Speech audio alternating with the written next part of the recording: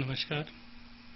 पिछले सत्र में हम आपसे पंचायती राज संस्थाओं के बारे में चर्चा कर रहे थे कि किस तरह से आज पंचायती राज संस्थाएं ग्राम विकास में या ग्राम विकास की योजनाओं को बनाने से लेकर कार्यान्वयन तथा उनकी निगरानी में तक महत्वपूर्ण भूमिका निभा रही हैं।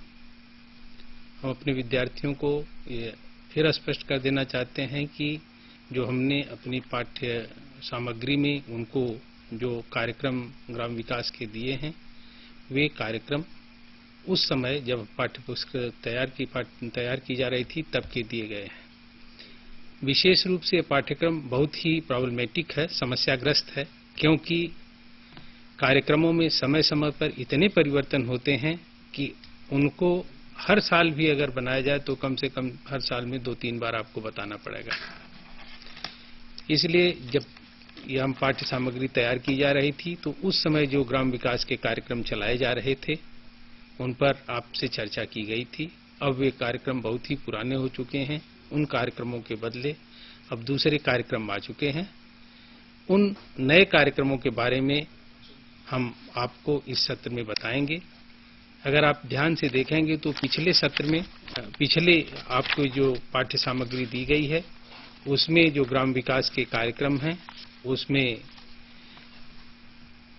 Poverty alleviation and land reforms, IRDP, special area development programme जिसमें DDP, DPAP, MNP, minimum needs programme, NREP, RLEGP,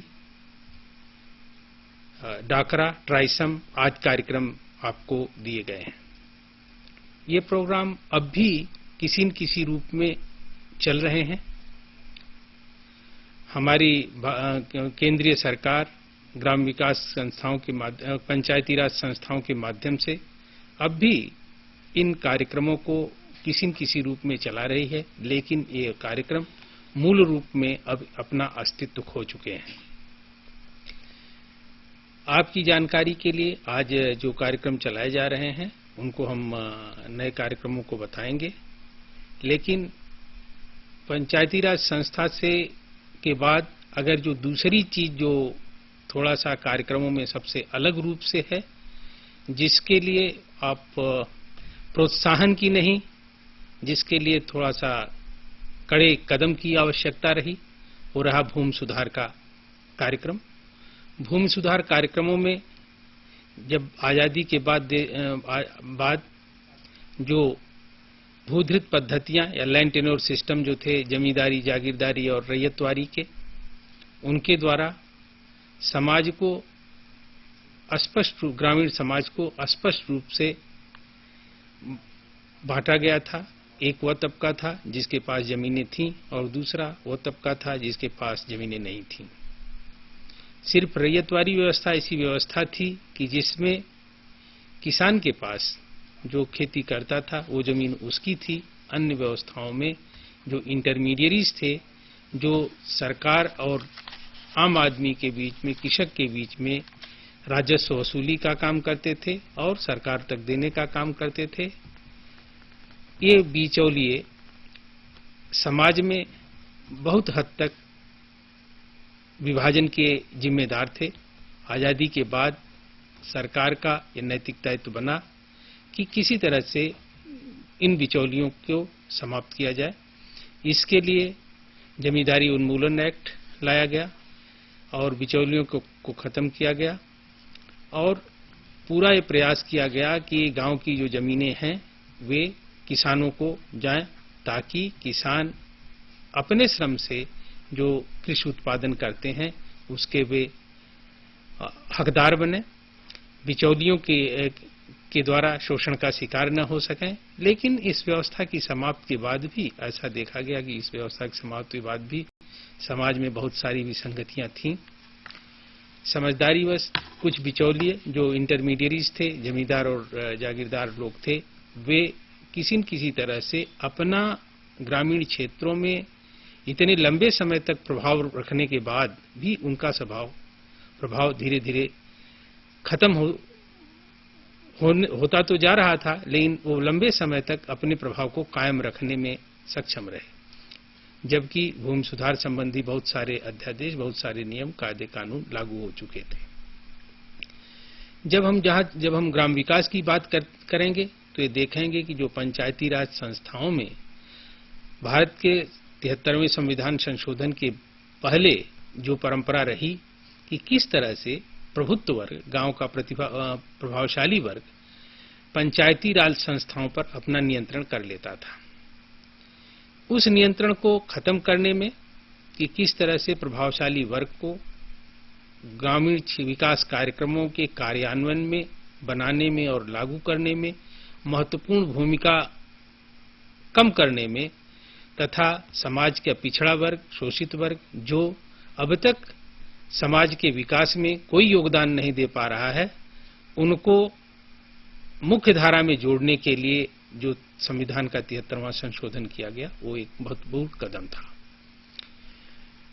जो कार्यक्रमों में महत्वपूर्ण कार्यक्रम ग्राम विकास के रहे, जिनमें सरकार को कुछ कोर्सियन पावर, शक्ति का इस्तेमाल करना पड़ा, उसमें भूमि सुधार, गरीबी उन्मूलन और भूमि सुधार के कार्यक्रम प्रमुख थे।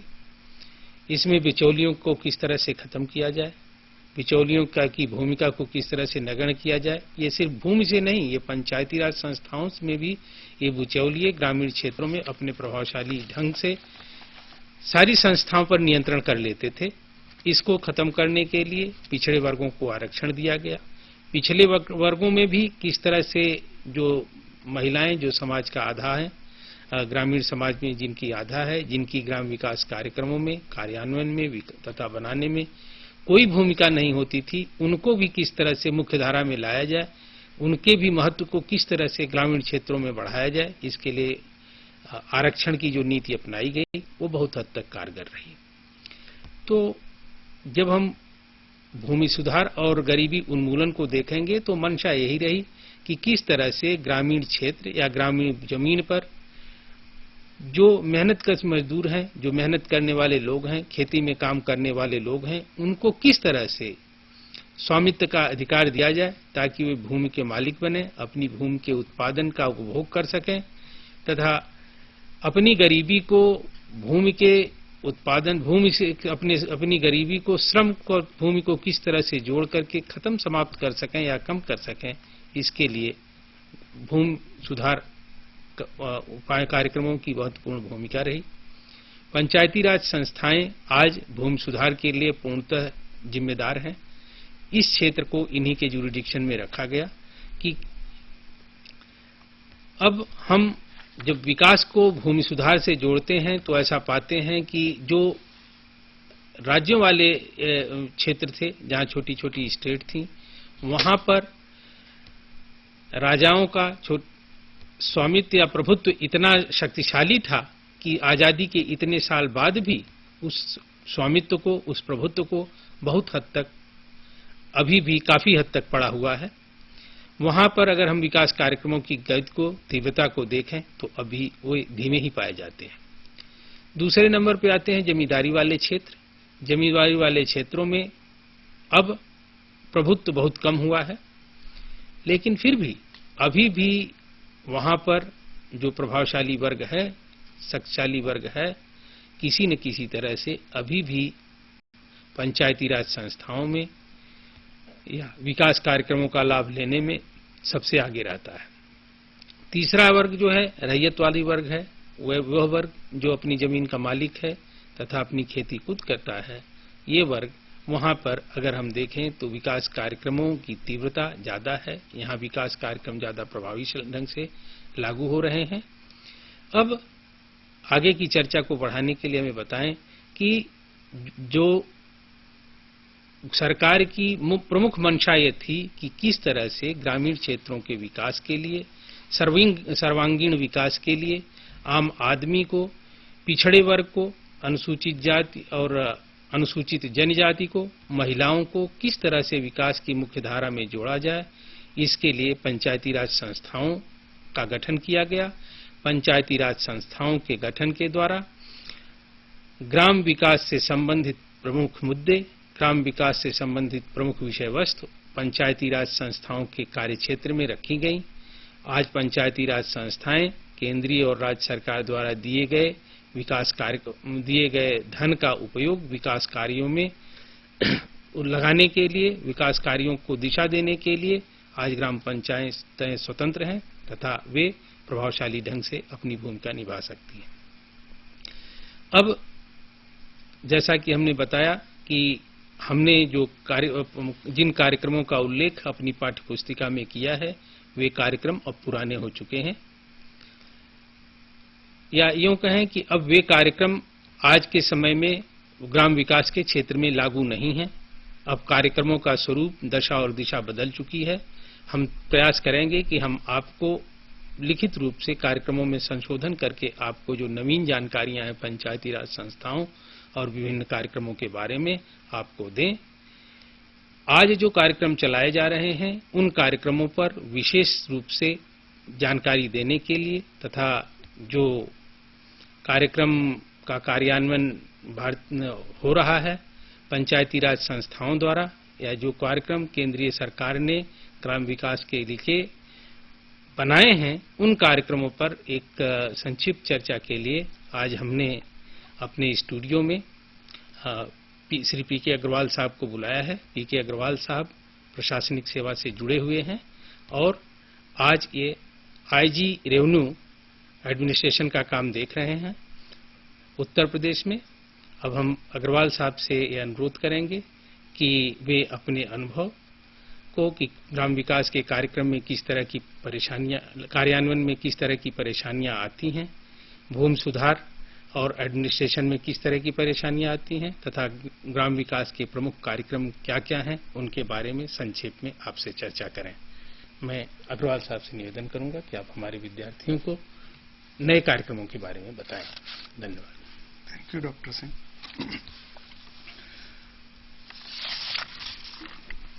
There is a close link between rural connectivity and growth, employment, education and healthcare. The states with poor connectivity are also those states which reflect poor socio-economic indices with respect to employment, growth, education, healthcare. Now, Government of India over the years have tried to strike a balance between growth as well as employment.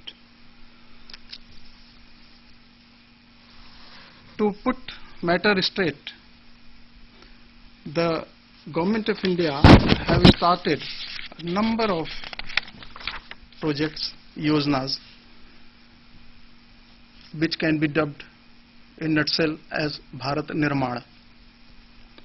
As you all are aware that for any rural development or for any attempt to connect the rural hinterland with the urban one, 5 things are very essential. First is road, second housing, third drinking potable water,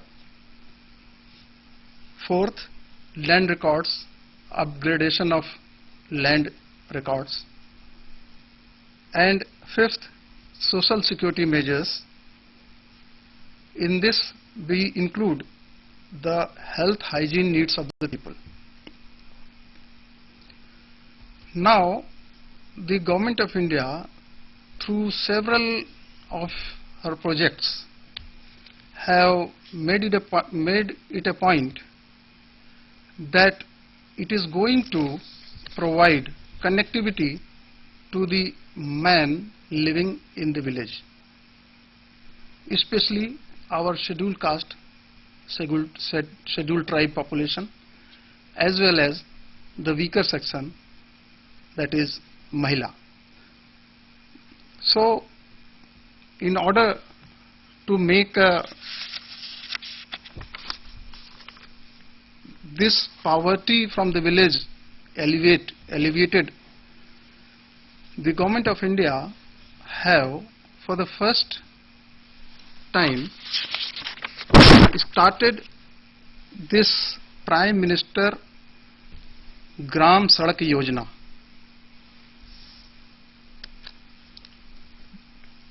This Yojana to join the villages of 1,000 habitations or a population of comprising 1,000 people or less. If two habitations in the rural side are joined together, then that is enough for them to move their goods to the market. It will be enough to take care of their pregnant ladies, also the child care, also health, hygiene. So also they will be joining the urban population with respect to education, etc. So road being a barometer of the India's progress, growth from all measurements. So the Government of India had made a very ambitious program, and that is known as Prime Minister Gram Sadak Yojana, where 66,000 habitations are proposed to be covered, and that involves an construction of 1,46,185 kilometers of rural roads. That is, each villages having the population below 1,000 or so will be joined with each other within the span of 4 years of this Sadak Yojana. That is, in the year 2005 and 6,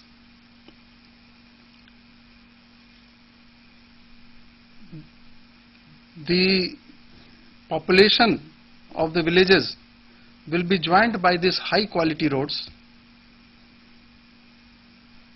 and in 2006 and 7 as well as 2007 and 8 and then 8 to 9, the government has made a very ambitious program to join together all the villages by internal roads.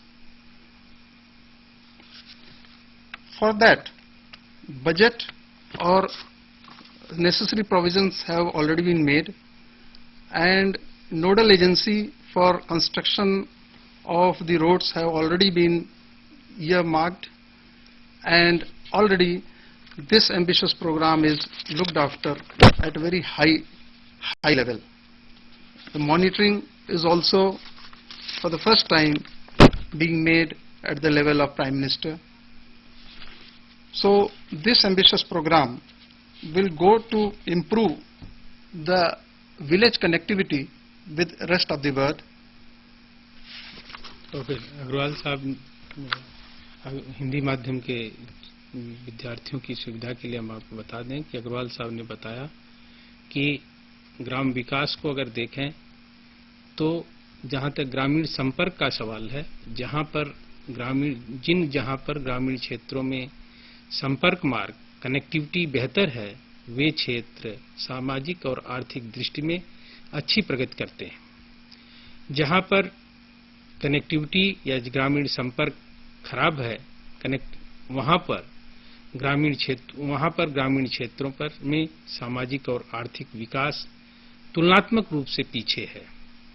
सड़कें विकास को बढ़ावा देने में एक महत्वपूर्ण भूमिका निभाती हैं। अभी अग्रवाल साहब ने इस चर्चा के दौरान भारत विकास की बात की, भारत निर्माण की बात की।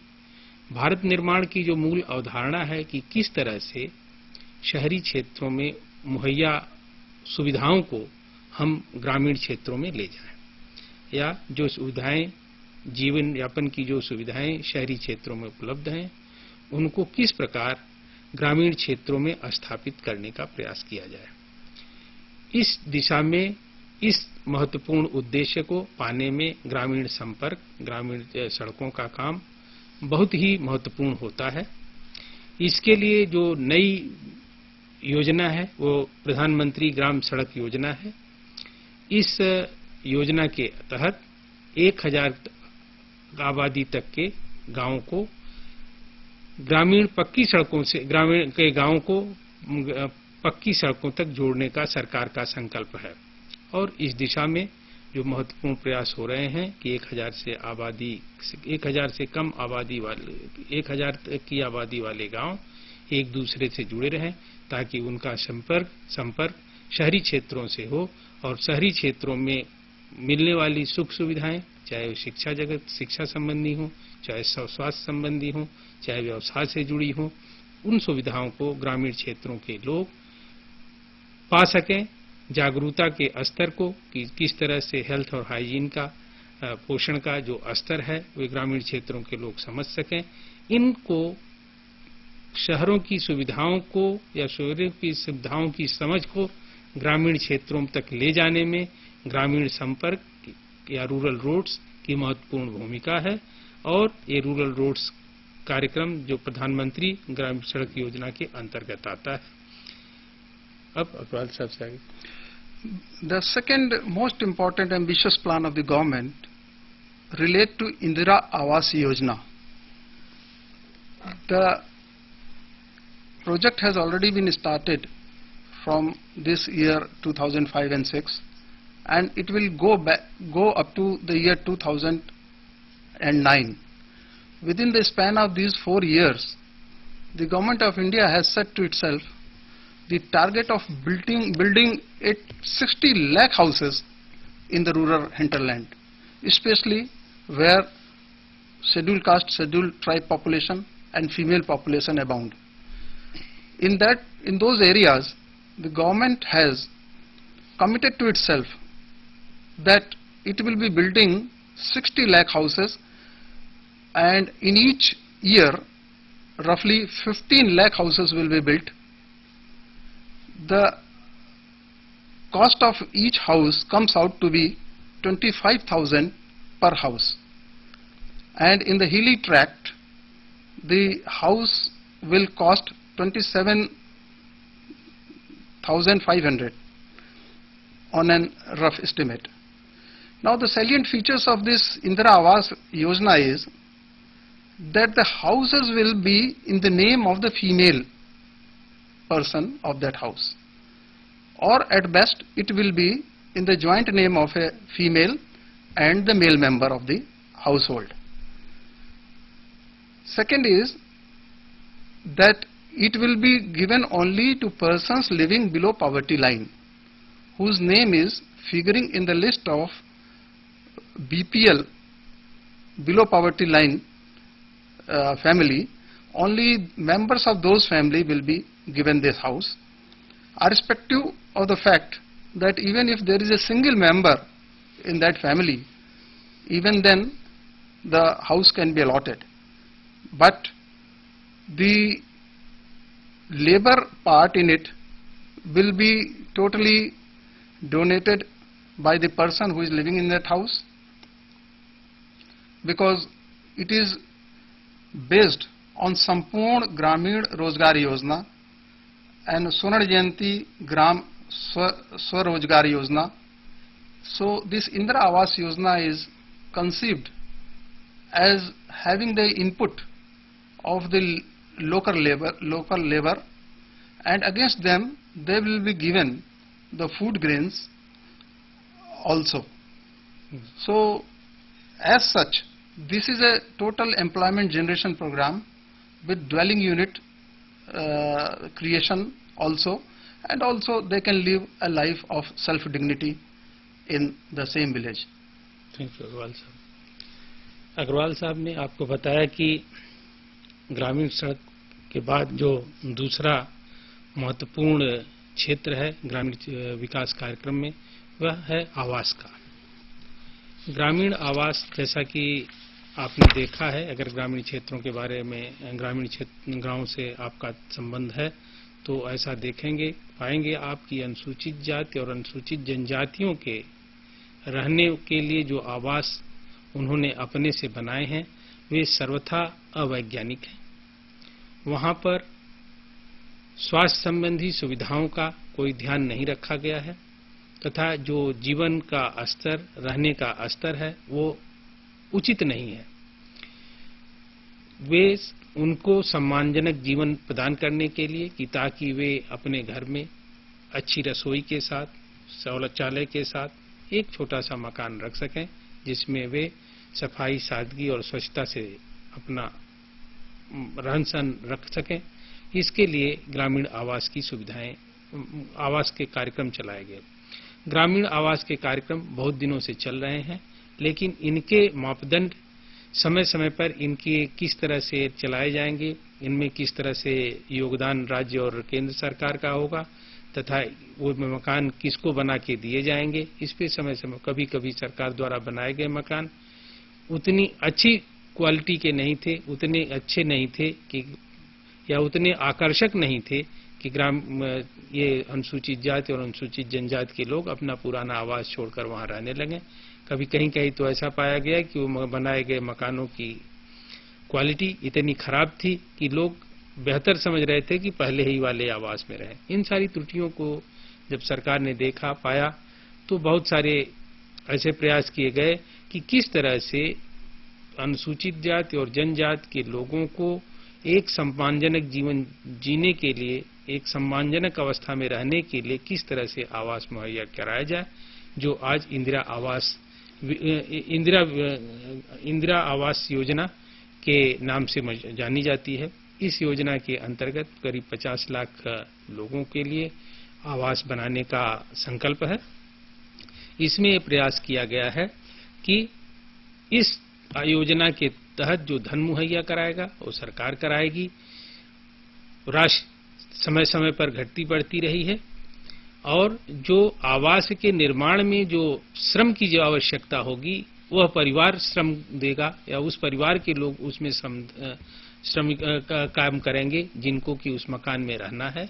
इस तरह से यह प्रयास किया गया कि कम से कम जो एक रोजगार का भी अवसर उनके लिए दिया जाए, उनके श्रम को, ताकि वो किस तरह का मकान बना रहे हैं उसको समझ सकें और उसकी गुणवत्ता को भी वे विशेष ध्यान में रखें। दूसरी जो व्यवस्था इसके अंतर की गई कि इस योजना के अंतर्गत बनाए गए मकान पहली प्राथमिकता के अनुसार महिलाओं को दिए गए और यदि संभव हो, अगर किसी कारण से अगर संभव न हुआ तो उसमें संयुक्त स्वामित्व पति के साथ महिला को दिया गया। ये रही इंदिरा आवास योजना के तहत जो दूसरा महत्वपूर्ण कार्यक्रम आवास को लेकर। अब अगले कार्यक्रम पर चर्चा के लिए अग्रवाल साहब। The third most important project which the government of India is running is relating to drinking water supply. It is known to everybody that in certain states of India, people have not got access to drinking water supply, or if at all they have got access, then that access is only to contaminated, polluted water. So government have started a yojana known as Swajal Dhara 1, Swajal Dhara 2 yojana, whereby a habitation of 250 people in a village can at least have a claim to one hand pump for their drinking purposes. So the people of a village consisting of 20 to 250 people can at least have an access to drinking water and to hand pump, to one hand pump at least. The water availability is within 1 kilometer and 1.6 kilometer, and in the hilly region the level of water to which they can go up to should be below 100 meter. Now, with this ambitious program, we can have at least claim a good amount of health also, because so many diseases in India happen to be waterborne. 80% of the diseases in India happen to be waterborne diseases, and if we can claim our right to drinking water supply, the potable drinking water supply, then certainly it goes a long way to public health and hygiene too, as well as it gives each people of India a life of dignity, decorum, because earlier in India, when scheduled caste people used to go to a well, there were cases they had been prevented from drawing water from the well. So, keeping that view of that socio-economic change, now the hand pump water supply is something which is available to each and every person of village, irrespective of any caste or creed to which they belong.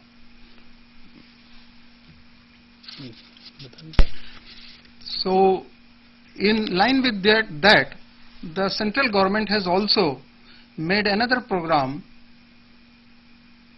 which is known as Central Sanitation Program, Restructured Sanitation Program. In this program, the Government of India has created latrines for the village folk,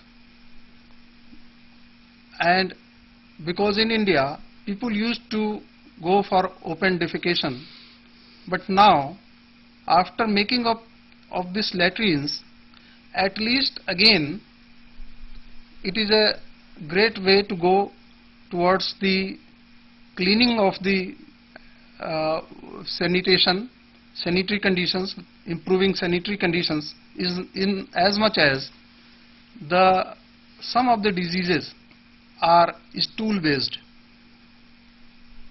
People go for open defecation in India, just as you might have heard about the polio virus, that especially is a resident of the intestinal system, or that goes into the stool. Through the stool the virus is picked up.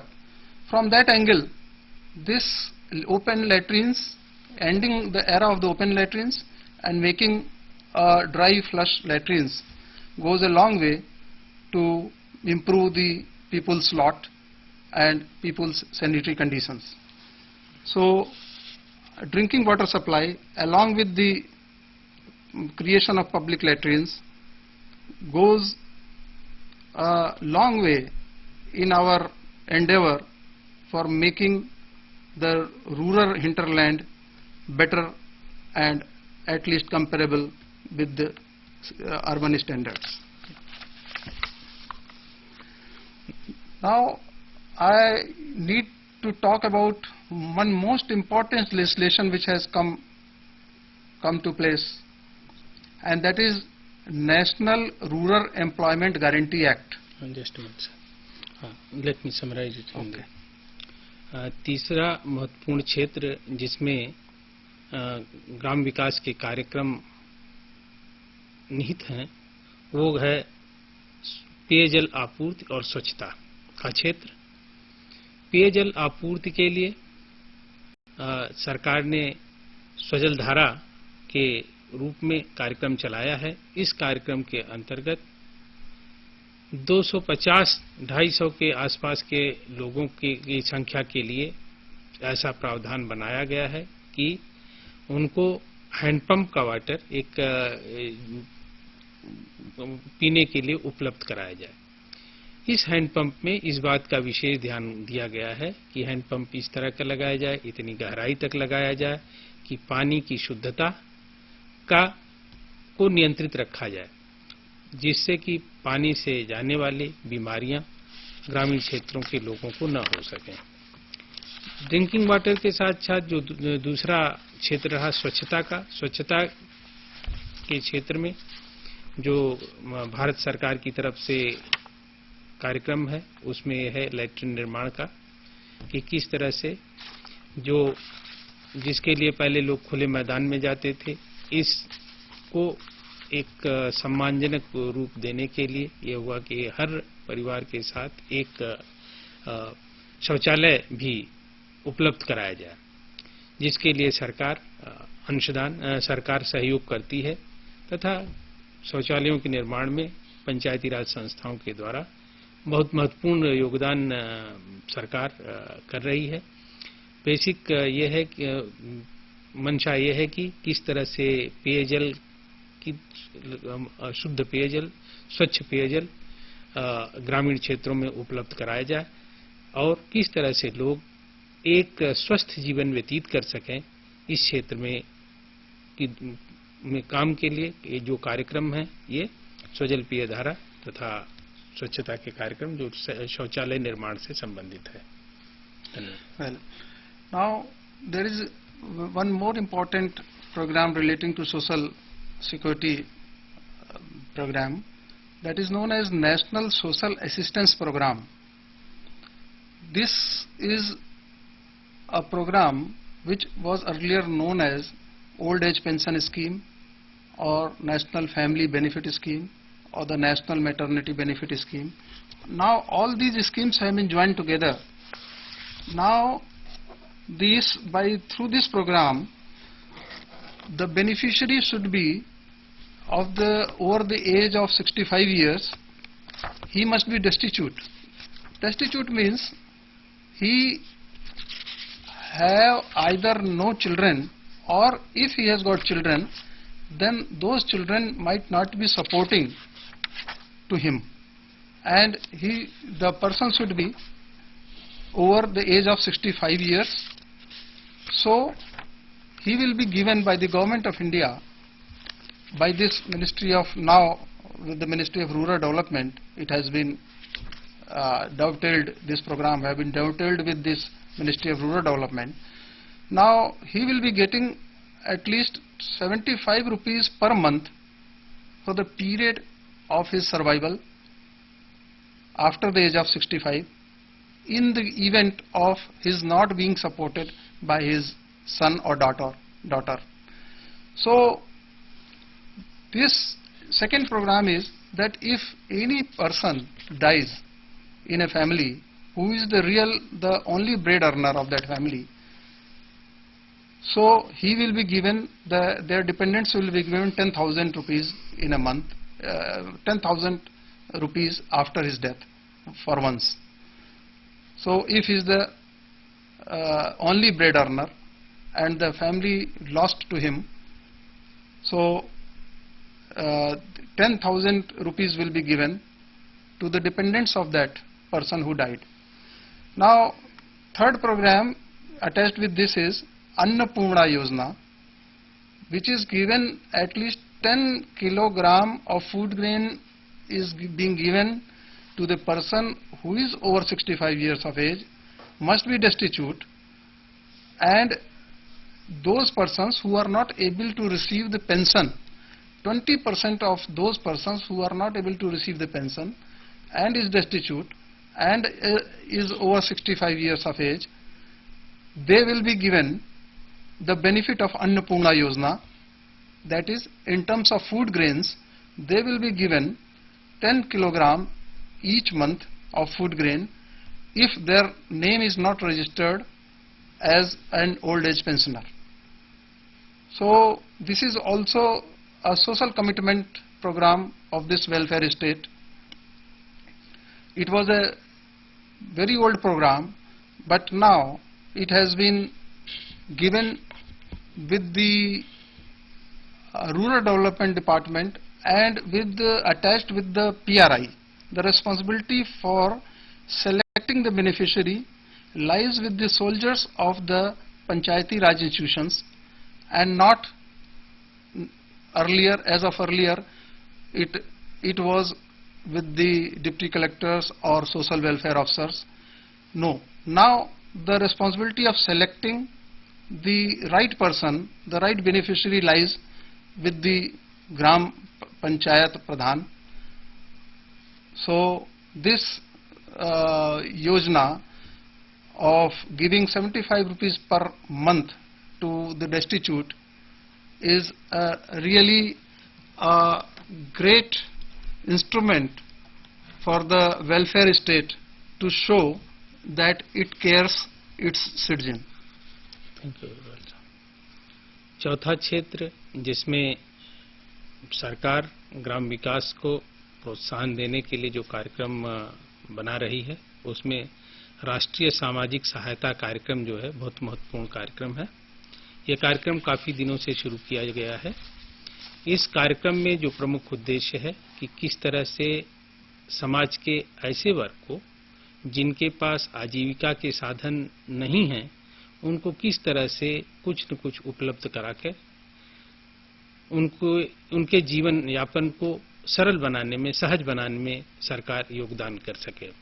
ये कार्यक्रम भी पंचायती राज संस्थाओं के द्वारा भारत सरकार ग्रामीण अंचलों में चला रही है। इनमें के अंतर्गत जो आने वाले कार्यक्रम हैं, मूल रूप से हैं एक राष्ट्रीय वृद्धावस्था पेंशन योजना, राष्ट्रीय परिवार लाभ योजना तथा राष्ट्रीय मातृत्व लाभ योजना, और चौथा और एक दूसरी योजना है जो जिसमें अन्नपूर्णा योजना। राष्ट्रीय वृद्धावस्था योजना जो है 65 साल के उसकी आय के ऊपर के लोग जिनके पास आजीविका का कोई साधन नहीं है, जिनको सहारा देने के लिए कोई नहीं है, सरकार ने ऐसा प्रावधान बनाया है कि उनको उनकी आजीविका के लिए कम से कम 75 रुपए हर महीने उनको दिया जाए। ये सहायता राशि जिसके आधार पर, जिसकी सहायता से वे अपना जीवन यापन सहज कर सकें। दूसरी है परिवार लाभ योजना।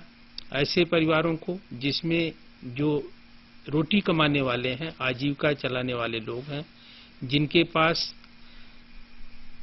उस परिवार में जिनके ब्रेड विनर्स जो रोजी रोटी कमाने वाला है, जिसका किसी वजह का कारणवश निधन हो जाए तथा आजीविका के लिए कोई दूसरा स्रोत नहीं हो, ऐसे परिवारों के लिए भी जो राष्ट्रीय परिवार लाभ योजना है यह है। तीसरी योजना गर्भवती महिलाओं से संबंधित है, मातृत्व लाभ योजना।